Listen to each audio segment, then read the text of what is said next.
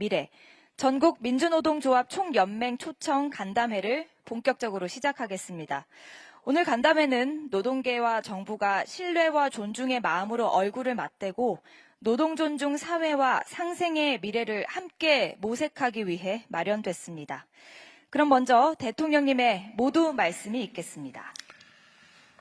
네, 민주노총 관계자 여러분, 이렇게 만나게 돼서 참으로 반갑습니다. 여러분들 별로 안 바꿔온 거예요? 많이 어려우시죠? 이게 지금 일반적으로도 어려운 상황인데 지금 중동 전쟁 때문에 또 상황이 점점 악화되고 있는 것 같습니다. 우리 국민주권정부는 노동 존중 사회를 위한 나름의 정책적 노력을 최선을 다하고 있습니다. 그런데 아마 노동계에서 보기에는 많이 부족할 거예요. 근데 국정이라고 하는 게 노동계만을 대표할 수도 없고, 그렇다고 또 산업계만을 대표할 수도 없는 거죠. 경영계만을 이해할 수도 없고, 저희는 양자를 적절하게 잘 조정해서 노동도 존중되고 또 산업 경제 발전도 또 추진해야 될 그런 입장에 있습니다. 좀 부족하긴 하지만 그래도 노동조합법 개정이나 또 노동절 명칭 복원, 공휴일 지정 같은 제도적 성과도 있습니다. 또 한편으로 우리 노동부 장관도 있지만 산업 현장에서 일터에서 노동자들이 죽어가는 그런 산업재해 사망자를 줄이기 위해서 최선을 다하고는 있는데 가시적 성과가 그렇게 빨리 나지는 않습니다만 최근에 보니까 조금씩 성과들이 나는 것 같아요. 어쨌든 일하러 갔다가 일터에서 죽어가는, 살기 위해서 노력하다가 죽음을 맞는 그런 일은 최소화될 수 있도록 노력하겠습니다. 산업재해를 줄이는 문제는 우리가 제도적으로 노력도 하고 정책적으로 노력도 하지만 노동계에서의 참여도 중요한 것 같아요. 그 산업 현장의 안전시설 미비나 안전조치 부족 문제는 정부의 단속만으로는 어려워서 노동계도 그 단속이나 사전 관리에 좀 많이 참여해 주면 좋겠습니다. 물론 거기에 인력이 소요될 수 있는데 거기는 제가 노동부에 전에 얘기한 것처럼 일종의 일부 비용을 우리가 지원하는 방법도 있을 것 같고요. 감시원들을 노동계에서 충원하는 방법도 있을 것 같습니다. 완전히 더 지킴이 위촉하고 있습니다. 아, 그래요? 하여튼 규모를 좀 늘리면 좋겠고요. 특히 소규모 산업 현장에서 산업재해가 줄어들지 않고 있는 게 문제인데 정부로서도 가능한 방법이 뭔지를 잘 찾아보겠습니다. 또 현장에서의 임금 격차 문제나 고용 안정성의 문제도 사실 매우 심각하죠. 근데 제가 노동계에 좀 부탁드리고 싶은 거는 이런 겁니다. 사실 우리가 아주 오랫동안 성장 드라이브 정책을 취해오면서 노동계에 대한, 노동자에 대한 탄압이 일상화된 측면이 있어요. 그게 이제 아주 오랜 시간 동안 계속되다 보니까 노동계에는 아마도 그 일종의 트라우마 같은 게 있어서 어떤 실용적인 정책 같은 데에 대해서도 본능적인 반감이 있을 수 있습니다. 저는 충분히 이해합니다. 또 한편으로 보면 예를 들면 이런 거죠. 어떤 노동자를 보호하기 위한 정책이 전국적으로는 노동자들에게 전체적으로 오히려 피해를 끼치는 경우가 있어요. 저는 2년 노동계약 2년이 지나면 정규직 해야 된다, 이런 법조항이 형식으로 보면 아주 그렇다고 좋은데 현실로는 고용하는 책이 2년 11개월 딱 잘라가지고 절대로 2년 넘게 계약을 안 하죠. 바보가 아닌 다음에. 예를 들면 한 4, 5년, 5년, 10년 쓸 부분도 2년 11개월 쓰고 잠깐 쉬었다가 다시 또 2년 11개월 계약하고. 그것도 너무 근접하면은 문제가 될 수 있으니까 그 텀을 많이 길게 두니까 오히려 실업을 강제하는 측면들도 있어요. 이런 문제를 어떻게 실용적으로 해결할지도 고민을 좀 했으면 좋겠습니다. 어제도 제가 그 말씀드렸는데 노동에 대한 보상이라고 하는 게 정상적이라 해야 되는데 예를 들면 불리한 조건에 있는 사람을 더 불리하게 만들어가지고 노동 양극화를 심화시키는 측면이 있거든요. 대표적인 게 똑같은 일을 하는데 정규직에 비해서 비정규직을 훨씬 더 적게 주는 게 상식처럼 받아들여지고 있어요. 제가 어제 그 얘기를 하고 났더니 그 기사 댓글에 보니까 아니 그 정규직 된 사람들이 힘들게 정규직 됐는데 왜 비정규직하고 똑같이 취급을 받아야 돼? 더 많이 받아야지. 뭐 이런 주장도 있어요. 그게 근본적으로 좀 생각이 다른 거죠. 그게 좋게 얘기하면 능력주의라고 할 수 있는데 아니 똑같은 노동을 했는데 누군가를 선발을 해가지고 더 많은 혜택을 주고 그 선발되지 못한 거는 훨씬 불이익을 주고 이게 이상하잖아요. 이게 근본적인 문제인데 이제 그 측면 선발돼서 좋은 자리를 차지했으면 좋은 대우를 받아야 된다. 저는 이게 상당히 큰 왜곡이라고 생각합니다. 하여튼 비정규직이라는 이유로 똑같은 일하고도 덜 받고 또 비정규의 기간이 짧을수록 더 적게 받아요. 예를 들어 알바는 더 싸게. 이게 완전 반대로 돼야 되거든요. 선진국들은 되게 그렇지 않잖아요. 근데 이게 이제 노동의 양극화를 강제하는 측면들이 있습니다. 이런 것들도 저는 끊임없는 대화를 통해서 그게 상식적으로 그렇게 하면 안 되지라고 하는 국민적 공감을 만들어야 된다고 생각해요. 지금까지 우리는 대화를 잘 안 했습니다. 그냥 싸웠죠. 싸우니까 편이 갈려가지고 서로 일방적인 주장만 하고 개선은 안 되고 대립과 갈등은 격화되는 문제가 발생합니다. 터놓고 얘기해야죠. 화나고 뭐 그러더라도 얘기해서 팩트에 기반해서 상식적인 결론은 서로 내주고 이해관계가 달라서 합의할 수 없는 건 또 그런 거 싸워야 되겠죠. 또 그러려면 저는 이 대화를 일상적으로 공식적으로 하는 것도 필요하겠다. 저는 민주노총이 그 사회적 대화 기구에서 아주 탈퇴한 지 오래됐죠. 뭐 이해합니다. 갔더니 뭐 이용만 당하고 말도 못하게 해놓고는 형식적으로 회의 몇 번 하고는 막 마치 대화를 엄청 한 것처럼 일방적으로 결정해서 다수결 해놓고 그러니까 화나죠. 그거 가서 그냥 그야말로 들러리 그러니까 화나죠. 그러니까 안 하는 게 잘해 놨겠다. 뭐 그 점도 이해해요. 근데 최소한 우리 정부 안에서는 좀 그러지 않았으면 좋겠다는 게 제 생각입니다. 정부는 아직도 여전히 믿기 어려워서 국회의 사회적 대화에 참여하시는 것 같아요. 나를 못 믿어서 그런가. 아니면 어차피 이재명 대통령도 잠시 있다가 떠날 거니까 어차피 정부의 본질은 변하지 않는다 그렇게 생각해서 그런지 모르겠는데 근데 국회도 마찬가지예요. 국회는 오히려 더 빨리 굴지도 몰라. 어쨌든 신뢰라고 하는 게 필요하겠죠. 또 신뢰라고 하는 게 쉽게 생기지는 않습니다. 신뢰도 자산이라고 하는데 그 많이 인출해가지고 쉽게 말해서 평소에 많이 훼손되면 믿을 만한 일도 못 믿게 되죠. 그게 우리 사회가 쌓아온 업보라는 생각이 듭니다. 또 한편으로는 어쩔 수 없는 측면이 있었을지도 몰라요. 예를 들면 뭐 절대 빈곤을 벗어나는 게 급선무이다 보니까 일단 좀 참자, 견뎌라. 그리고 힘 약한 쪽이 좀 더 피해를 입었던 거 아닌가 싶어요. 이제는 그렇게 가서는 안 된다는 생각이 듭니다. 우리도 이제 선진 강국에 반열에 올랐고 그러면 노동도 존중되고 일터도 안전해야 되고 부당한 양극화도 없어야 하고 또 그러려면 결국 사회 문화, 사회적 제도를 통째로 바꿔야 되는데 그러려면 정말 진지한 대화가 필요합니다.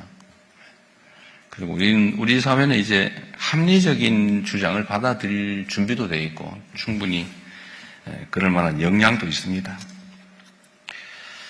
그래서 사회적 대화에도 여러분들 어렵긴 하겠지만 한번 고민을 좀 더 적극적으로, 능동적으로, 긍정적으로 해주기를 부탁을 드립니다. 노동 문제 해결을 위해서는 이게 노동자들이 처한 본질적인 그 약자성, 약자의 위치라고 하는 게 언제나 문제가 되죠.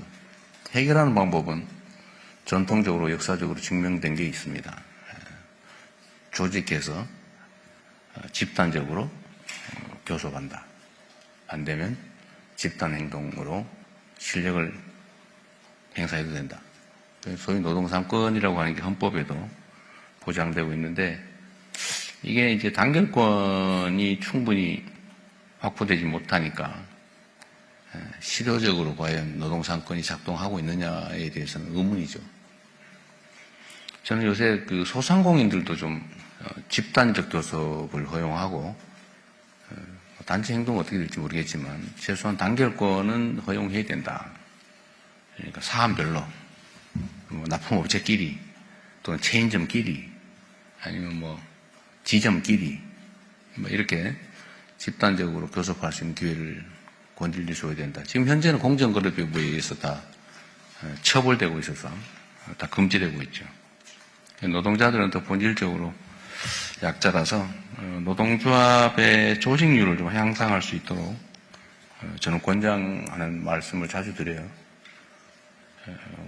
이게 그냥 종전에는 노동자들이 무슨 조직 활동을 하면 이거 빨갱이 취급하고 이거 공산당 아니냐 뭐 이런 식의 그 인식들이 있었는데 그것도 극복해야 되고 또 하나는 정부 차원에서 노동조합의 조직률을 높이기 위한 정책 같은 게 실현 가능한 정책이 있으면 하고 싶은데 잘 생각이 안 나요. 그것도 노동계에서 이런 조치가 필요하다라고 하면 저희가 적극적으로 검토하도록 하겠습니다. 어렵게 만든 자리이긴 한데 앞으로도 좀 자주 오면 좋겠고요. 가능하면 똑같은 취 차원에서 좀 따로따로 보지 말고 한국노총, 민주노총 같이 보면 좋겠어요. 아니 내부적 경쟁을 하더라도 한국노총, 민주노총도 단결해야 되는 거 아니에요? 저희는 괜찮은데 한국노총이 내가 물어볼게요. 그래서 저도 이게 따로따로 하면 2번 해야 되는데 같이 할 수 있으면 한 번으로 할 수 있으니까 더 자주 볼 수 있지 않을까 싶어요. 그럼 미조직 노동자들이 문제죠, 사실은.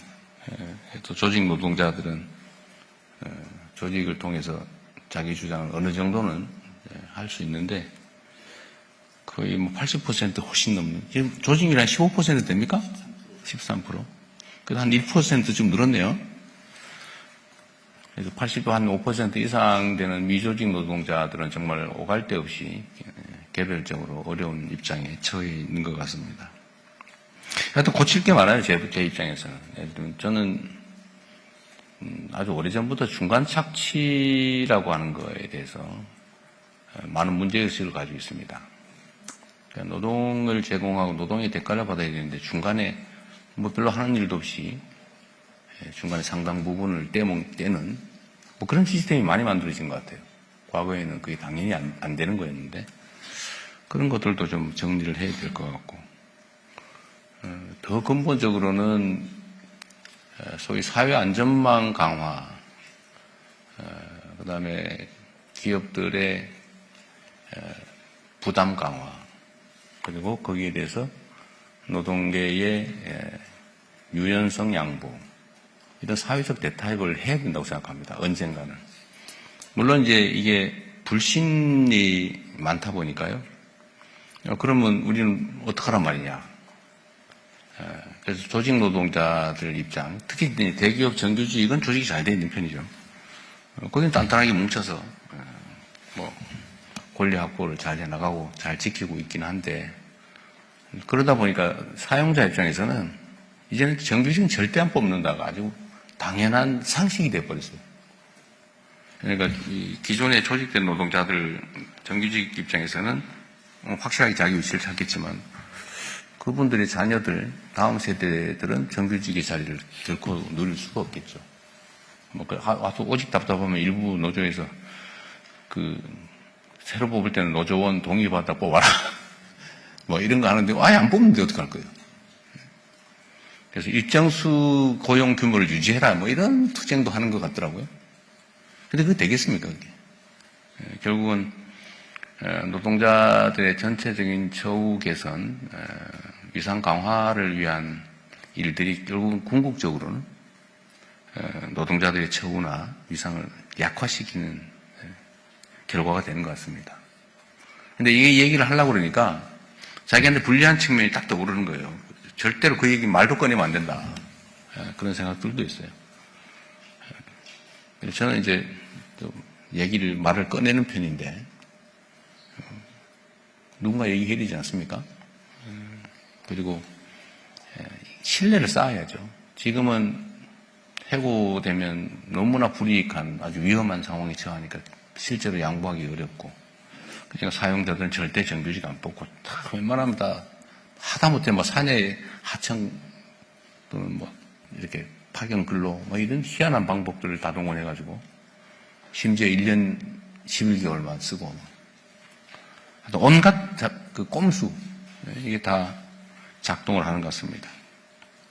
그래서 이거를 단기간에는 저는 쉽지는 않을 거라고 봐요. 그러나 정부가 확실하게 중심을 잡고 책임을 져주고 정말로 진지한 대화를 통해서 서로의 상황을 확인하고 양보하는 만큼 얻을 수 있게. 제가 기업 쪽에도 얘기를 해보니까 그래요. 자기들은 추가의 부담을 할 생각이 있다. 고용 유연성을 확보할 수 있다면 생산성이 올라가고 자기들은 경영상 좋아지는 점이 있으니까 양보할 수 있지만 노동계가 그거 하겠냐? 절대로 안 하겠지. 뭐 이렇게 얘기를 해요. 노동계 입장에서 또 당연하겠죠. 그거 어떻게 믿냐? 그것도 이해하죠. 뭐 정부가 책임을 사실 이때까지 안 졌으니까요. 그러나 결국 주요 주체인 경영, 노동, 정부 얘기는 정말로 진지한 대화를 해야 됩니다. 여러분도 대통령이라는 사람이 또 우리 또 괴롭히려고 그러는 거 아니냐 하는 생각을 할 수 있는데 저는 뭐 그럴 생각은 없어요.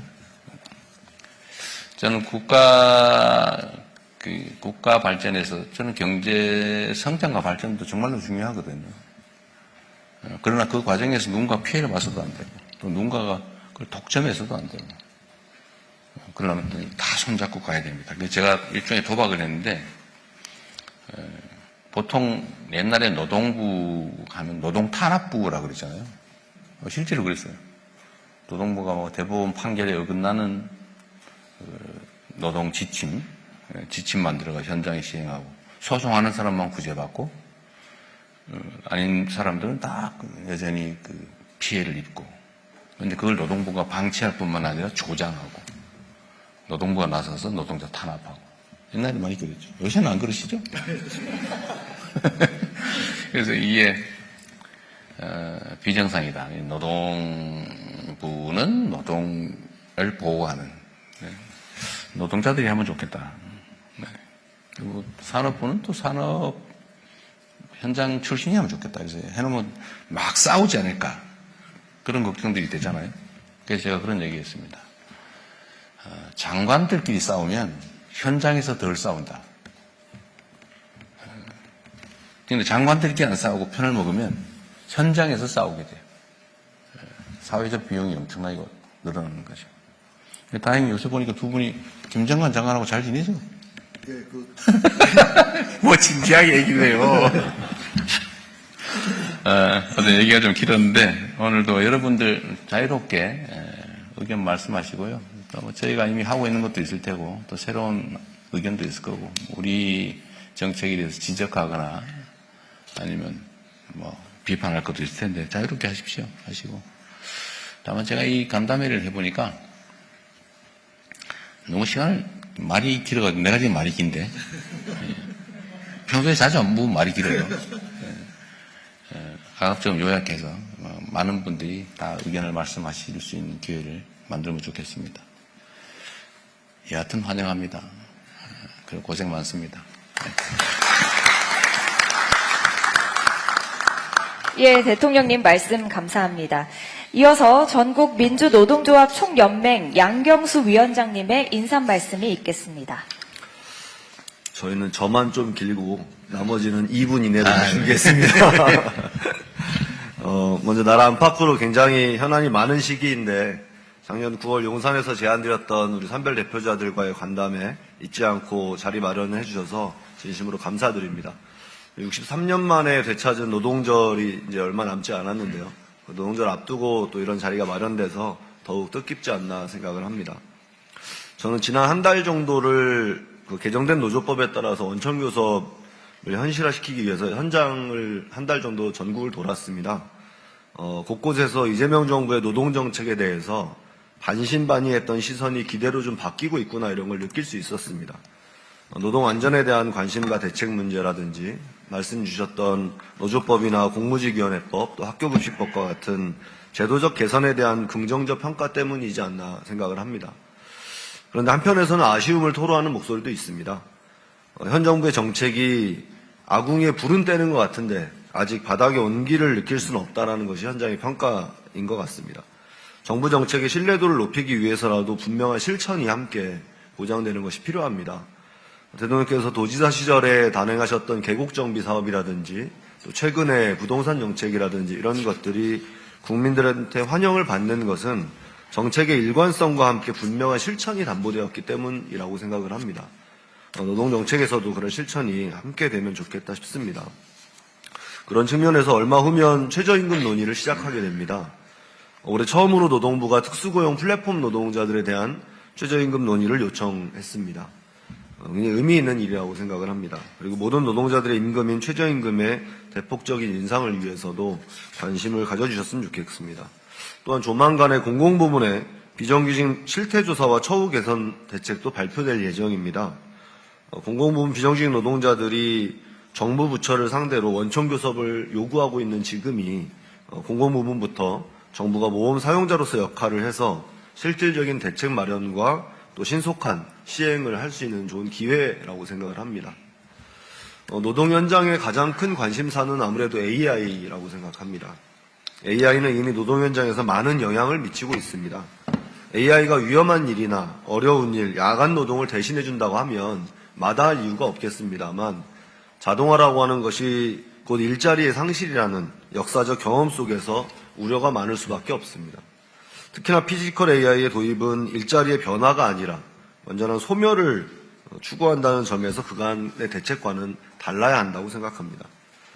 단순히 일자리 정책에 머무는 것이 아니라 사회안전망, 또 노동권, AI로 발생하는 기업의 초과 이윤을 어찌 환수할 건가의 문제까지 종합적인 논의와 대책이 필요하지 않은가 싶습니다. 그래서 정부의 주요 정책을 결정할 때 환경영향평가라는 것을 하듯이 노동환경에 미치는 영향을 의무적으로 검토하는 노동영향평가를 전면적으로 도입할 것을 제안드립니다. 정부는 초고령화 시대를 맞이해서 보건의료와 돌봄 등의 일자리가 대폭 늘어날 것이라고 전망하고 있습니다. 청년 고용을 늘리기 위해서는 수치상이나 통계적으로 실업률을 낮추는 데 급급할 문제가 아니라 늘어나는 일자리의 질을 향상시키는 것이 필요합니다. 그래야 청년들이 대부분 내몰리고 있는 비정규직 일자리를 양질의 일자리로 전환할 수 있고 그래야 쉬었음 청년은 줄고 또 초고령 사회를 대비할 수 있지 않나 싶습니다. 이를 위해서라도 노정 간에 또는 초기업 교섭과 같은 집단적 노사관계와 논의구조를 만들어서 대책 논의를 함께하는 것이 필요하다고 생각합니다. 초기업 교섭은 실질적인 대안을 마련하기 위해서 반드시 필요하다는 점을 다시 한번 강조드리고 싶습니다. 노동조합 조직률도 말씀해 주셨습니다만 노동조합 조직률은 그 사회의 삶의 질을 평가하는 척도라고 생각합니다. 문재인 정부 시절에 민주노총 조합원이 약 30만 명이 가파르게 증가한 경험이 있습니다. 그럴 수 있었던 것은 정부의 공공부문 비정규직 정책이 토대가 되었기 때문입니다. 특수고용 플랫폼 노동자의 노동자성을 인정하는 것이 노동조합 조직률 제고의 큰 추동력이 될 거라고 저는 생각합니다. 그리고 그렇게 형성된 노동의 힘이 우리 사회의 민주주의를 지키는 것은 물론이고 또 우리 사회가 전 방향으로 전진할 수 있는 기관차 역할도 함께 할 수 있을 것이라고 믿습니다. 노동자가 안전하게 일할 수 있는 사회는 모두가 안전한 사회입니다. 노동자가 해고와 부당한 행위로부터 자유로운 사회는 모두가 안정적일 수 있는 사회라고 생각합니다. 노동자가 권리를 보장받는 사회는 모두의 권리가 평등하게 보장되는 사회라고 믿습니다. 오늘 산별 대표자들과의 논의와 간담회 자리가 노동자의 삶은 물론이고 우리 사회의 진전을 위한 귀중한 출발점이 되었으면 좋겠습니다. 오늘의 소중한 자리 마련해 주셔서 다시 한번 감사드립니다. 고맙습니다.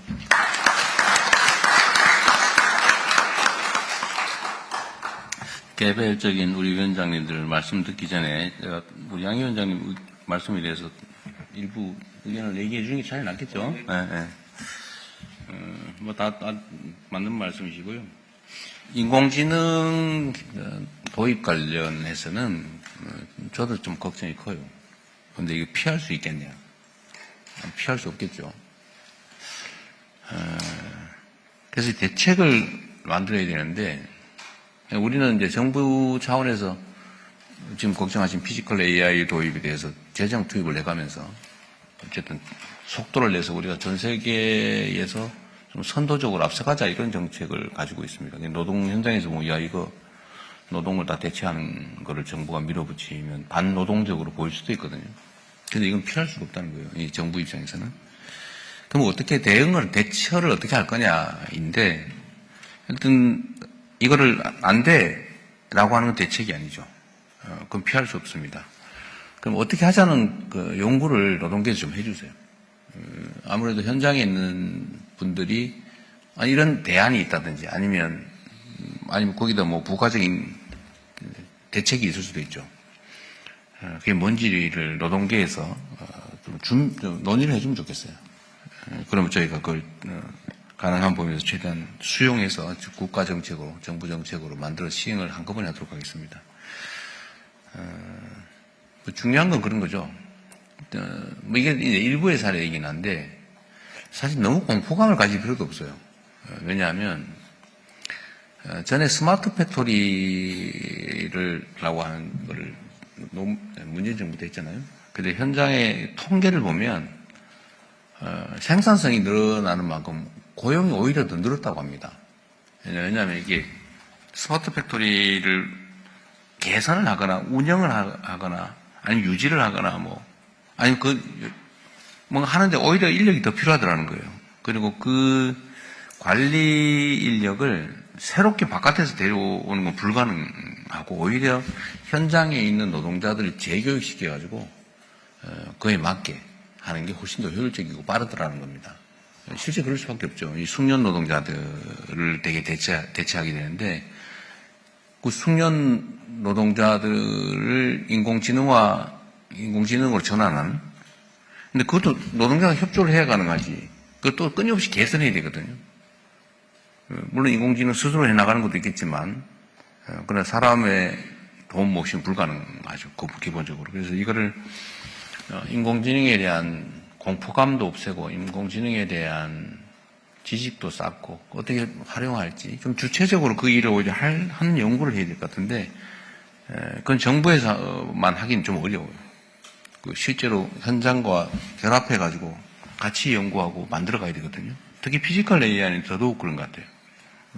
숙련 노동을 로봇으로 대체하는 거잖아요. 그럼 노동자들의 협조나 관리 없이는 불가능합니다. 그래서 그 부탁을 한번 드리고요. 회피할 게 아니라 오히려 적극적으로 대응을 했으면 좋겠다, 노동계가. 필요하면 우리도 재정이든 인력이든 다 함께 지원하면 되니까요. 그래서 현장의 시각으로 인공지능 도입에 대해서 공동 대응을 해 나가면 좋겠습니다. 그거 하나 부탁을 드리고요. 또 한 가지는 이제 이 세상 사람들이 가진 오해인데 지금은 많이 없어지긴 했는데 여전히 있어요. 노동자들이 파업을 해가지고 극한 투쟁을 해가지고 회사를 망하게 한다, 그런 인식이지 않습니까? 회사 망하게 하면 지 일자리도 없어지는데 그럴 사람들이 어디 있어요? 그러나 그렇게 오해하기도 하고 그렇게 선전하기도 해서 그런 인식들이 여전히 좀 남아 있습니다. 그리고 실제로 그렇게 발전하는 경우가 있어요. 정말 극단적으로 악화돼가지고, 감정이 악화돼가지고, 차라리 망해버리자 해가지고 실제로 폐업하고 가버리는 데가 있어요. 사업 유지가 가능한데, 노동자들은 회사에 대한 애정은 그냥 증오심만 있고, 회사도 노동자들에 대한 적대감이 워낙 크다 보니까, 차라리 문 닫아버리자. 이런 경우가 없지 않잖아요. 그런 경우도 있고, 또 여타의 이유로 회사들이 이제 사업을 더 이상 안 할 경우에 노동자들이 인수해서 난 그 사업을 할 수도 있다고 생각하고 그걸 좀 권장했으면 싶습니다. 제 생각에는. 그리고 뭐 아시겠지만 제가 국가의 공공 서비스 위탁 사업들은 가급적이면 제가 성남에서 했던 청소 용역회사처럼 사회적 기업 노동조합, 사회적 노동조합 차라리 이런 데에다 좀 맡기도록 유도해 가다가 나중에는 그게 좀 자리를 잡으면 법정화할 생각도 있어요. 근데 지금은 아직은 아닙니다. 이게 충분히 준비되어야 되죠. 그래서 노동자들의 그 사업 인수도 좀 노동계에서 좀 논의를 해주면 어떨까 싶어요. 우리도 정부 차원에서 좀 적극적으로 지원을 할 생각입니다. 이게 경제 분야에서 협동조합의 비중을 좀 늘려야 되거든요. 근데 이게 하나의 방법일 수도 있을 것 같습니다. 그리고 마지막으로 아까 제가 잠깐 말씀드렸는데 이것도 한번 고민을 많이 해 주십시오. 그런 요구가 많아요. 2년제를 정하고 있는 법이 뭐죠? 기간제법. 기간제법. 그게 이제 결국은 2년을 넘는 경우에는 상시 고용으로 전환하기 위해서 만든 법인데 사실은 이제 2년 이상 절대 고용 금지법이 되어버렸어요. 이거를 좀 현실적으로 대안을 좀 만들면 좋겠다. 논의를 좀 하면 좋겠다. 이게 보호하자고 하는 게 사실은 보호는 그냥 방치 강제법이 되어버렸어요. 그럼 그 얘기를 좀 부탁을 한번 드리고요. 우리 다른 분들 의견을 좀 듣도록 하겠습니다. 예, 두 분 말씀 감사합니다.